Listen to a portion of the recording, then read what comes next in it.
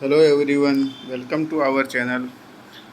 आज अपन जिस टॉपिक के बारे में डिस्कस करने जा रहे हैं वह एक पीडियाट्रिक जो है नर्सिंग का टॉपिक है, जिसका नाम है हर्सिपुरिंग डिजीज़।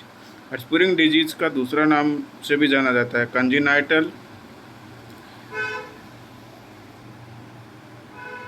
कंजेनाइटल एगैंग्लियोनिक मेगाकोलोन के नाम से भी जाना जाता है। इस डिजीज़ के अंदर क्या होता है, कंजेनाइटल का मतलब होता है बाय बर्थ, बर्थ से ही ये प्रॉब्लम अपन को मिलती है। एगैंग्लियोनिक का मतलब होता है एब्सेंट हो जाना, किसका, गैंग्लियोनिक सेल का। नेक्स्ट है मेगाकोलोन। मेगाकोलोन का मतलब है जो लार्ज इंटेस्टाइन होती है उसके अंदर जो है एगैंग्लियोनिक सेल जो है वो एब्सेंट हो जाती है बाय बर्थ, बर्थ के दौरान ही, बर्थ से पहले ही। एगैंग्लियोनिक सेल क्या है, ये एक नर्वस सेल होती है जो बनाती है सिंपैथेटिक और पैरासिम्पैथेटिक नर्वस सिस्टम को। इस कंडीशन के अंदर कंजेनाइटल एगैंग्लियोनिक मेगाकोलोन जो प्रॉब्लम है, इस कंडीशन के अंदर जो है नर्वस सिस्टम की जो पैरासिम्पैथेटिक नर्व है वह एब्सेंट हो जाती है। पैरासिम्पैथेटिक जो है वो क्या करती है, उसका काम मैं बता दूं थोड़ा सा अभी, कि जो है पेरिस्टालसिस मूवमेंट है उसको करवाने का काम करती है। नेक्स्ट बात करते हैं अपन इंटेस्टाइन के अंदर। मैंने पहले ही बता रखा है कि 4 लेयर होती है, अंदर ही अंदर म्यूकोसा, उसके बाद सब म्यूकोसा, उसके बाद मस्कुलरिस, उसके बाद सिरोसा, इनर से आउटर की तरफ बता रखी है।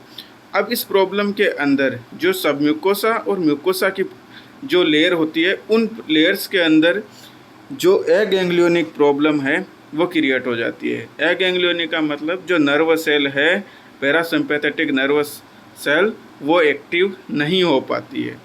इसका डेफिनेशन देख लेते हैं। It occur due to congenital absence of parasympathetic ganglionic nerve cell in submucosa mucosa of distal colon and rectum. जो मैंने यही बोला है कि पैरासिम्पैथेटिक एगैंग्लियोनिक नर्व सेल जो है एब्सेंट हो जाती है कहाँ पे, डिस्टल कोलोन और रेक्टम की जो सब म्यूकोसा और मस्कुलर जो लेयर है उस पे, विच ये कोज करती है अबनॉर्मल डिस्टेंशन एंड डायलिटेशन का काम करवा देती है। Dilatation of proximal part of disease portion, जहाँ इस प्रॉब्लम हुई है, कहाँ पे प्रॉब्लम हुई है, डिस्टल कोलोन और रेक्टम के अंदर जो प्रॉब्लम हुई है वहाँ पे जो है अब नॉर्मल डिस्टेंशन, मतलब वहाँ की जो लेयर है उसको फुला देती है, वहाँ से आगे की तरफ जो कंटेंट होता है उसको जाने नहीं देगा। इस पेरिस्टालसिस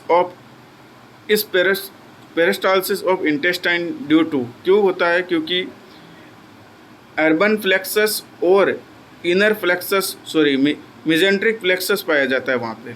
जो अर्बन फ्लेक्सस जो होता है वो मस्कुलर लेयर में पाया जाता है, मेजेंट्रिक फ्लेक्सस जो होता है सब म्यूकोसा वाली लेयर में पाया जाता है। जो दोनों लेयर कहाँ पाई जाती है, बिटवीन लॉन्गिट्यूडिनल और सर्कुलर लेयर के बीच में होता है ये। इसमें पैथोफिजियोलॉजी की बात कर लेते हैं।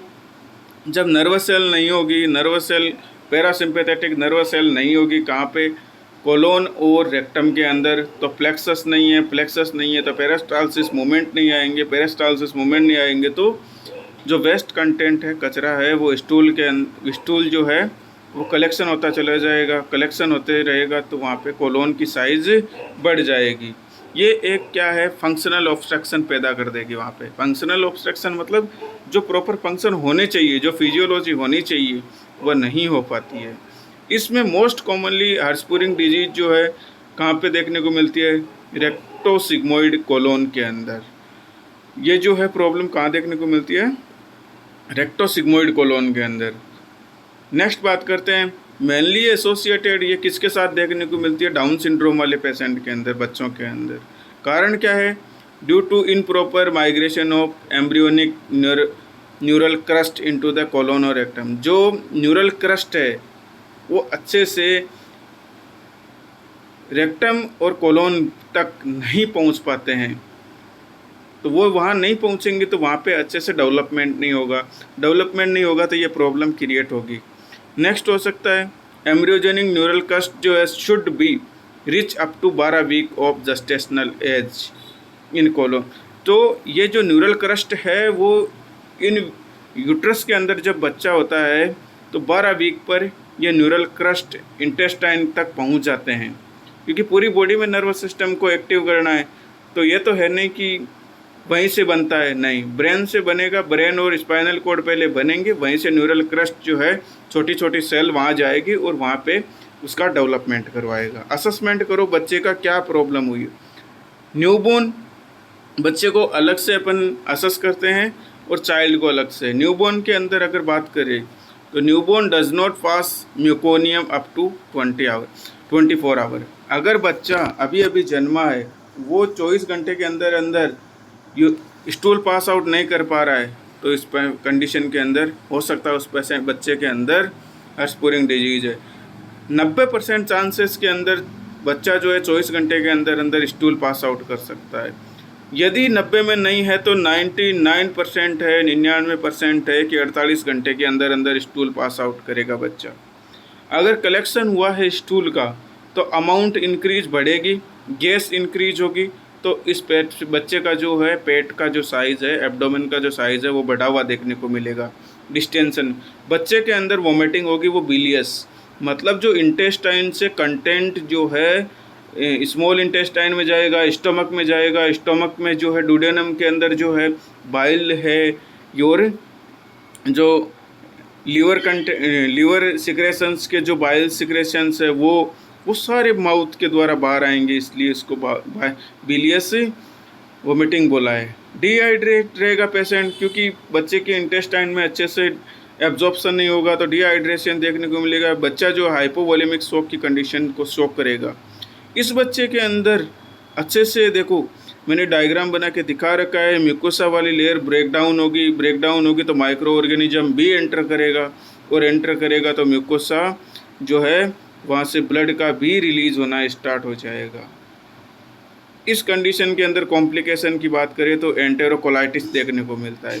मतलब एंटेरोकोलाइटिस का मतलब है इंटेस्टाइन के अंदर अगर जो नॉर्मल साइज से बढ़ेगी तो वहाँ पे इंजरी होगी तो ब्लीडिंग होगी। ब्लीडिंग होने से जहाँ इंजरी हुई है वहाँ पे बैक्टीरिया वायरस अंदर की तरफ ही ब्लड वेसल्स में ग्रो कर जाएंगे। तो इसमें एंटेरो का मतलब होता है स्मॉल इंटेस्टाइन, कोलाई का मतलब होता है लार्ज इंटेस्टाइन, और आइटिस का मतलब होता है इन्फ्लामेशन। तो स्मॉल इंटेस्टाइन और लार्ज इंटेस्टाइन के अंदर इन्फेक्शन और इन्फ्लामेशन देखने को मिलेगा। फिकल जो है मटेरियल वो वहीं पे पड़ा रहेगा। पेशेंट बच्चे के अंदर फीवर देखने को, ऐसी कंडीशन है एंटेरोकोलाइटिस हुई है तो उस बच्चे में फीवर, जीआई ब्लीडिंग और एक्सपेंसिव वाटरी डायरिया देखने को मिलेगा। यहाँ पे नर्सिंग मैनेजमेंट क्या करना है, नोटिफाई एनसीपी मतलब हेल्थ केयर प्रोवाइडर को नोटिफाई करना है, अपन को कुछ नहीं करना है। यदि बच्चे में ये प्रॉब्लम हुई है तो क्या करना है, बच्चे के अंदर कॉन्स्टिपेशन देखने को मिलेगा, रिबन लाइक स्टूल, जैसे रेड रिबन होता है, फित्ता होता है, उसकी तरह से बच्चे को पोटी आएगी। वोमिटिंग बिलियस, उस बच्चे के अंदर वोमिटिंग करेगा तो बिलियस भी आएगा, बाइल साल्ट भी आएंगे। अबनॉर्मल डिस्टेंशन देखने को मिलेगा, पेट का साइज, वेट गेन पुअर, बच्चा जो है ग्रोथ नहीं कर पाएगा, बच्चे का जो वेट है वो कम होगा, ग्रोथ उस बच्चे की जो है डिले होगी। डायग्नोस्टिक इवैल्यूएशन क्या करेंगे, बच्चे के अंदर फिकल मास जो है देखने को मिलेगा लोअर लेफ्ट एब्डोमिनल साइड में।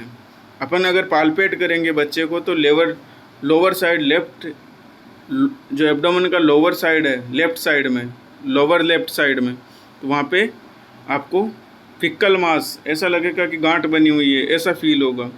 रेक्टल एग्जामिनेशन करो तो रेक्टल एग्जामिनेशन में एक्सपेंसिव लीकेज ऑफ गैसेस, बहुत ज़्यादा गैस आएगी, स्टूल आएगी, विच एक्यूमुलेशन इन कोलोन, मतलब जो गैस तो होगी, लीकेज होगी, गैस है उसको तो रोक नहीं पाएगा, तो लेकिन स्टूल है वो एक्यूमुलेट देखने को मिलेगी।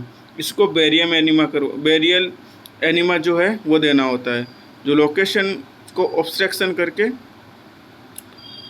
जो लोकेशन ऑब्स्ट्रक्शन हुई है उसको रिमूव करने के लिए। Help to diagnostics of health care जो हर्षपुरिंग डिजीज है उसको। फिर है एनोरेक्टल मेमेट्री करवा सकते हो इस पेशेंट की।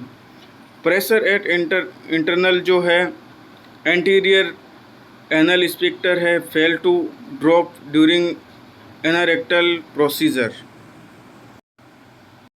इस बच्चे की रेक्टल बायोप्सी करवाओ। रेक्टल बायोप्सी में अपन क्या करेंगे, कन्फर्मेटरी टेस्ट है, सैंपल कलेक्शन करना है, ठीक है।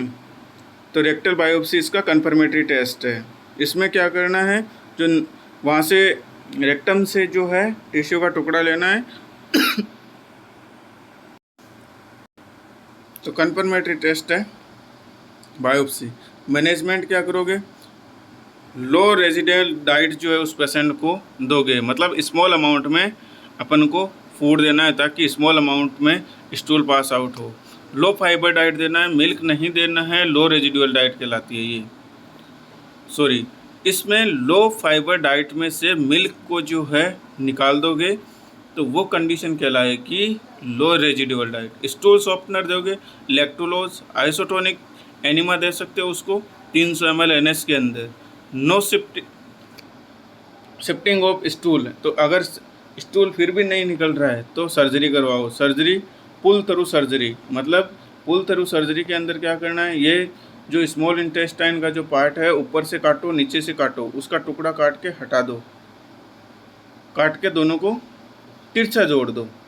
इस कंडीशन के अंदर मैंने देखो बना रखा है, ये जो स्मॉल इंटेस्टाइन का पार्ट है इसको अपन ने यहाँ से कट किया और इसको इस तरीके से जोड़ना है ताकि ये जो है अच्छे से जुड़ सके। इसको क्या नाम दिया जाता है, पुल थ्रू सर्जरी के नाम से जाना जाता है। नेक्स्ट है सेवनसन प्रोसीजर। सेवनसन प्रोसीजर के अंदर क्या करते हैं अपन, जो कट है वो कैसे दिया जाता है, तिरछा दिया। Cut off disease portion of should be oblique तरीके से कट किया जाता है, दोनों को फिर एनास्टोमोसिस कर दिया जाता है, जोड़ दिया जाता है।